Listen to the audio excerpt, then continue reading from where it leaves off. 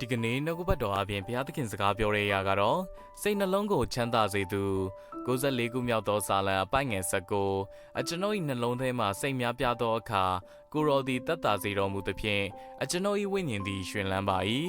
ဒီကနေ့လောကထဲမှာအသက်ရှင်နေထိုင်တဲ့အခါမှာကျွန်တော်တို့ရဲ့အသက်တာမှာလောကရဲ့ပူပင်စရာရှုပ်ထွေးမှုတွေကလာရောက်ပြီးတော့ကျွန်တော်တို့ရဲ့နှလုံးသားလေးကိုဒဏ်ရာပေးတတ်ပါတယ်ဒီလိုမျိုးမိသားစုရေးစီးပွားရေးလူမှုရေးပညာရေးနဲ့ပတ်သက်တဲ့အမျိုးစုံသောစိတ်သောကရောက်စရာတွေစိတ်ညစ်စရာတွေနဲ့ပြည့်နှက်နေတဲ့နှလုံးသားလေးကတခါတရံမှာလေးလံလာတတ်ပါတယ်ဒီလိုမျိုးဒဏ်ရာလေးတွေနဲ့လေးလံလာတဲ့ကျွန်တော်တို့ရဲ့နှလုံးသားကိုဘုရားသခင်ကမြင်တွေ့ပါတယ်ကျွန်တော်တို့ရဲ့အထဲမှာဘလောက်ပဲစိတ်ရှုပ်ထွေးစရာတွေများပြားနေပါစေဘုရားသခင်ကဖြည့်ရှင်းပေးခြင်းတဲ့ဘုရားရှင်ဖြစ်ပါတယ်။ဘုရားသခင်ကသင်ရဲ့နှလုံးသားလေးကိုချမ်းသာခြင်းအခွင့်ကိုပေးနိုင်ရုံသာမကသင်ရဲ့ဝိညာဉ်ကိုပါတာ၍ဝမ်းမြောက်ရွှင်လန်းခြင်းအခွင့်ကိုပေးနိုင်တဲ့ဘုရားရှင်ဖြစ်ပါတယ်။ဒီကနေ့သင်ရဲ့ခွန်အားနဲ့မတက်နိုင်တဲ့စိတ်တန်ရာအရှုပ်ထွေးတွေကိုဘုရားသခင်စီမှာအနံလိုက်ပါ။ဒါကြောင့်နေ့ရက်စဉ်တိုင်းဘုရားရဲ့ကျေးဇူးပြုခြင်းဘုရားရဲ့လက်တော်ထဲမှာတိုးဝင်ဆုတောင်းကြည့်ပါ။ဘုရားသခင်ကသင်ဘဝရဲ့အဖြစ်သင်ရဲ့စိတ်နှလုံးကိုချမ်းသာပေးနိုင်တဲ့တပါးသေးသောဘုရားရှင်ဖြစ်ပါတယ်။အရောက်ချင်းစီတိုင်းဘုရားသခင်စီမှာတိုးဝင်ခြင်းအပြင်